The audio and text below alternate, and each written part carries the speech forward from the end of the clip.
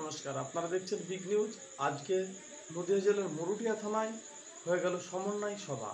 এই সমন্বয় সভা থেকে আজকে মরুটিয়া থানা এলাকার প্রতিটি দুর্গাপূজা কমিটিকে তাদের হাতে তুলে দেওয়া হলো 1,10,000 টাকার চেক।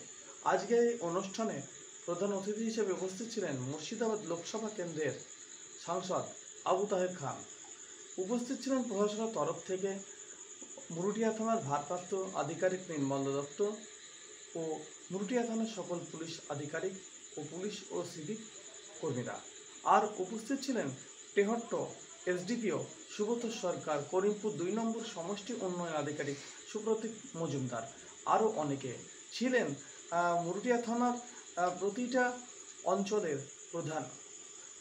আজকে ওই যে সমন্বয় সভা, সেখান থেকে বার্তা দিল পুজো কমিটির দিকে প্রশাসনের তরফ থেকে যে শান্তি শৃঙ্খলা মেনে দুর্গাপূজা করতে হবে এবং যাতে অনেক জোরে যাতে মাইক বাজানো না হয় অনেক রাত্রে, এবং যে অনেক সময় কোনো দুর্ঘটনা ঘটলে যেন দমকল ফায়ার ব্রিগেড সহজেই মণ্ডপের কাছে পৌঁছাতে পারে এবং মণ্ডপের প্রতিটা জায়গায় যেমন ইলেকট্রিক টাঙানো হয় সেদিকেও সতর্ক করে দেওয়া হয়েছে বিদ্যুৎ দপ্তরের পক্ষ থেকে।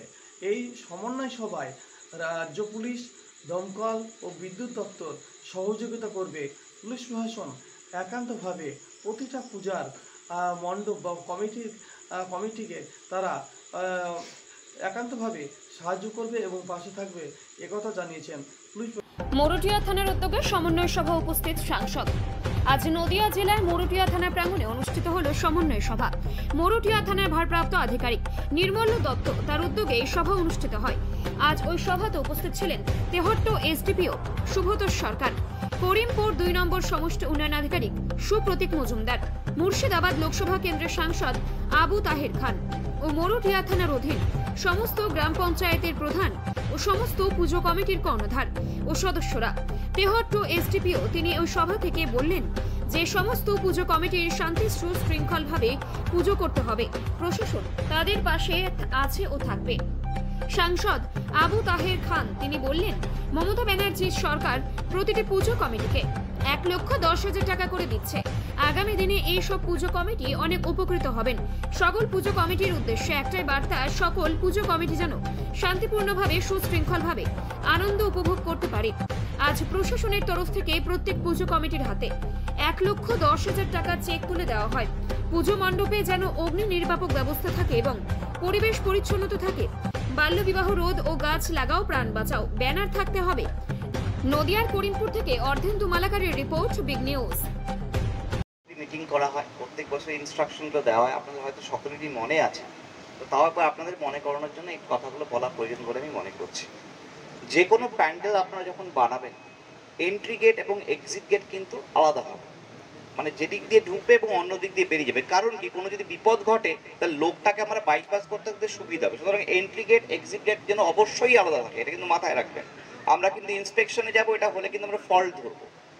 সেকেন্ড হচ্ছে, অলরেডি ফায়ার ব্রিগেড থেকে বলে দিয়েছে ফায়ার ফাইটিং ইকুইপমেন্টস কিছু থাকা দরকার। ফায়ার এক্সটিংগুইশার থাকতে পারে, বালতি থাকতে পারে, পাশে জল রাখতে পারে, এগুলো কিন্তু মাস্ট রাখবেন। এগুলো কিন্তু আমরা সেফটি অডিট যখন আমরা করবো, এগুলো কিন্তু আমরা হাইলাইট করবো। থার্ড হচ্ছে, গ্রামের দিকে এগুলো দেখা যায়। দেখুন, শহরে কলকাতা পুজোর সঙ্গে তো আমাদের পুজোগুলো একটু পার্থক্য আছে। কলকাতা সবসময় সারা সময় লোক থাকে, কিন্তু গ্রামের দিকে দেখা যায় যেই পুজোগুলো একটু আলাদা হয়, রাতের বেলা কেউ থাকে না। সেই ক্ষেত্রে দুর্গা প্রতিমাটা কিন্তু রাতের বেলা একা থাকে, যে কোনো দুর্ঘটনা ঘটতে পারে। সেই ক্ষেত্রে রাতের বেলায় ভলেন্টিয়ার আপনারা অবশ্যই দেবেন। আমি ওসি মরুটিয়াকে বলবো, প্রত্যেকটা পুজো যে কমিটি আছে, ভলেন্টিয়ারের নাম, বিশেষ করে রাত্রে যারা থাকবেন তাদের নাম আর ফোন নাম্বারগুলো কিন্তু আপনি নিয়ে নেবেন, গাড়ি করে ভিজিট করবেন, দরকারে ফোন করবেন। অর্ধেন্দু মালাকারের রিপোর্ট, বিগ নিউজ।